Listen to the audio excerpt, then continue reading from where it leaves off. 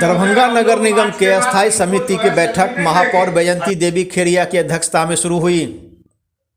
बैठक शुरू होते ही नगर निगम के कर्मियों का स्थानांतरण का मामला काफ़ी गर्म रहा। अस्थायी समिति का आरोप है कि नगर आयुक्त मनमानी करते हैं। स्थानांतरण से पहले हम लोगों को सूचना देना चाहिए। हम लोगों से विचार विमर्श करने के बाद ही किसी कर्मियों का स्थानांतरण हो। वहीं इस मामले को लेकर सदन में काफ़ी देर तक नोकझोंक हुआ, काफ़ी गहमागहमी रहा। वहीं नगर आयुक्त ने कहा कि जनहित को देखते हुए वर्षों से कार्यरत एक जगह से दूसरे जगह कर्मियों का स्थानांतरण करना ये हमारे क्षेत्राधिकार में आता है। काफ़ी देर तक बहस चली, दोनों तरफ से काफ़ी तानातानी भी रहा। वहीं स्थानांतरण को लेकर सदस्यों के बीच काफ़ी गहमागहमी देखा गया। अब देखना यह है कि नगर निगम के कर्मियों का स्थानांतरण के बाद नगर निगम की कार्यशैली में क्या परिवर्तन होता है और जनहित का जो कार्य है वो किस प्रकार हो पाता है। दरभंगा दर्शन से मैं मनोज झा। अन्ना कभी आपको ये कहा जाएगा या आप हम लोग सभी जनहित के लिए बैठे हैं, सब लोग मिलजुल के हम लोग जनहित से जनता से चुन के आए हैं। हम लोग में बहुत सारे लोग हैं जिनको एक्ट की जानकारी नहीं है। आपको इसकी सरकार अच्छा मापड़ बोलते हैं बस हम लोग पढ़ना चाहेंगे, थोड़ा सा इंटरव्यू थोड़ा सा हम रिक्वेस्ट करेंगे मतलब कि ये वापस करने की और डिसीजन की बात। एक बात अच्छी बात बोले हैं कि उपनगर के पद हम लोगों ने यहाँ पर स्वीकृति आप देंगे स्टैंडिंग, ठीक है, लेकिन ये वापस करने की शक्ति किसी बार हो रही है मेरे गेस्ट में। ये स्टैंडिंग कमेटी को नहीं, बोर्ड में एजेंडा बुलाया जाएगा, उस मीटिंग को हम नहीं। इस तरह का हर चीज में अराजकता होने से नहीं ना होता है। अराजकता आपके अराजकता हम लोगों ने कब किया? आप लोगों ने पास नहीं किया।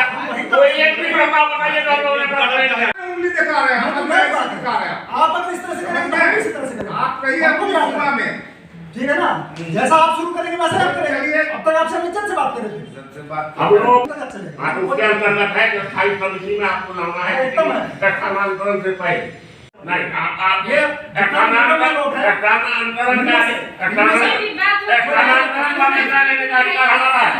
जितना भी यहाँ पे निकम्मल लोग हैं, अगर कोई भी है तो बचेगा। अनावश्यक रूप से कोशिश करेगा कि जनहित के काम में बाधा डाल के हम उसी जगह बैठे रहेंगे, उसको बर्दाश्त नहीं करेंगे। हम लोगों को किसी को करना है ना बदलना है, लेकिन हमारा अधिकार जो है आपके रवैये से लग रहा है, आपके रवैये से लग रहा है कि काम भी भाई नहीं करे, वास्तव में हम नहीं होने दें। ट्रांसफर नहीं करेगा, प्रस्ताव आइए तीन आदमी से नहीं समझेगा जनता है। अच्छा नोट कर लीजिए, सबका नोट करेगा, किससे आपत्ति नहीं? आप किसी प्रस्ताव लाइए, हम तो लेंगे नहीं बताएंगे। नहीं, आप सबके सामने नोट कराइए ना, आपको क्या दिक्कत है? आप बताइए और किस से आपत्ति है?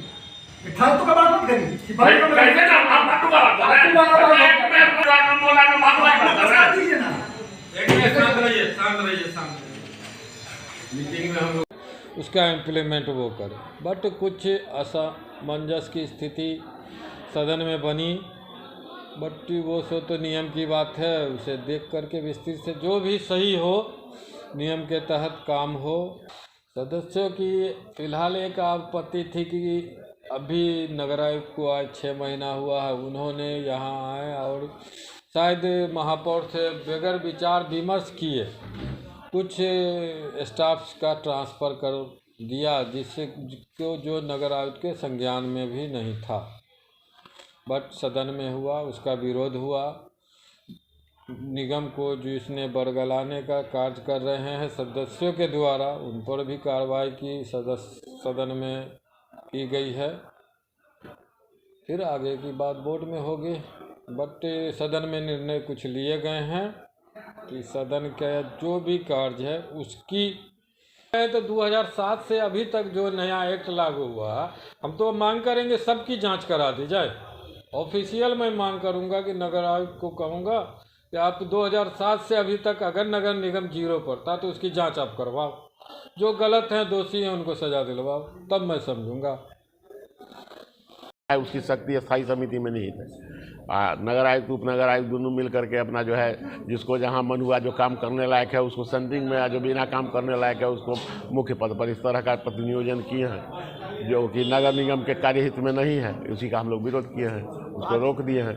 आखिर ऐसी ऐसी परिस्थिति क्यों बनी? ऐसी परिस्थिति बनी मनमर्जी काम करने के कारण। कौन मनमर्जी कर रहे हैं? जो चेयर पर लोग हैं, नगर आयुक्त, उपनगर आयुक्त, वो लोग कर रहे हैं।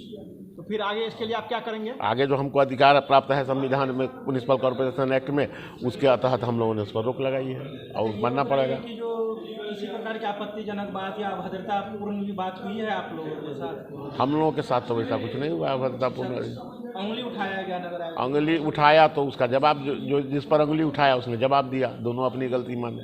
तो क्या ये जनहित में या सरहित में ये सही है कि शहर हित में जनता ने हम लोगों को चुना है, जनता का काम सुचारू रूप से हो ये देखना हमारा कर्तव्य है, और नगर निगम सही से काम करे यह देखना हमारा कर्तव्य है, वही हम लोग कर रहे हैं।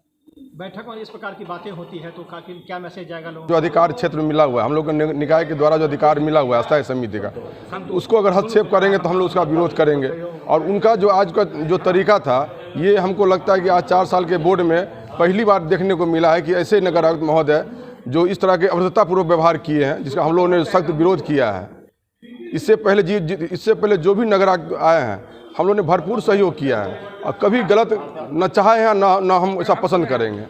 आज जो परिपाटी बनाना चाह रहे हैं तो उसमें एक चीज़ और है कि 2-3 उदाहरण उनको हम दिए हैं बोर्ड के माध्यम से, अस्थायी समिति के माध्यम से। वो चाह रहे हैं कि पार्षद का जो अधिकार है, उसका जो सम्मान है, महापौर का, उप महापौर का, उसको वो हस्तक्षेप करना चाहते हैं, जिसको उन्होंने आज अपनी बात को स्वीकार किया है कि ऐसी गलती नहीं होगी। जो इस प्रकार की अगर बातें होती है बैठक में तो क्या माना जाए? और क्यों आगे बात कर? कुछ माननीय पार्षदों द्वारा कहना था कि कर्मचारियों पर प्रशासनिक नियंत्रण पे स्टैंडिंग कमेटी से पहले ओपिनियन लेना चाहिए था। हमारे व्यक्तिगत रूप से मानना है कि एक तरफ वही कमेटी संबंधित कर्मचारी पर सवाल उठाती है कि इनके द्वारा कार्य अच्छा नहीं किया जा रहा है, लगातार विभिन्न बैठकों में सवाल उठाया गया है। और दूसरी तरफ से अगर उनका फेरबदल किया जाता है तो उस पर भी सवाल उठाया जाता है, जो कि कहीं ना कहीं उन लोगों को इस बारे में सोचने की आवश्यकता है कि जो भी कर्मी अच्छा काम नहीं कर रहा है उनको इंट्रोस्पेक्ट करके आप लोग परिवर्तन अगर नहीं करेंगे तो निश्चित रूप से बिना फेरबदल के, बिना परिवर्तन के आगे का जो भी अच्छा सोच है वो हम लोग धरातल पर नहीं उतार पाएंगे। उसी बात को लेकर थोड़ा सा निश्चित रूप से चर्चा हुआ है। जो भी माननीय पार्षदों का सुझाव होगा उसको भी हम लोग देखेंगे। अगर नियमानुकूल होगा तो निश्चित रूप से उसको इनकॉर्पोरेट करते हम लोग आगे का कार्य योजना में उसको इंक्लूड करेंगे।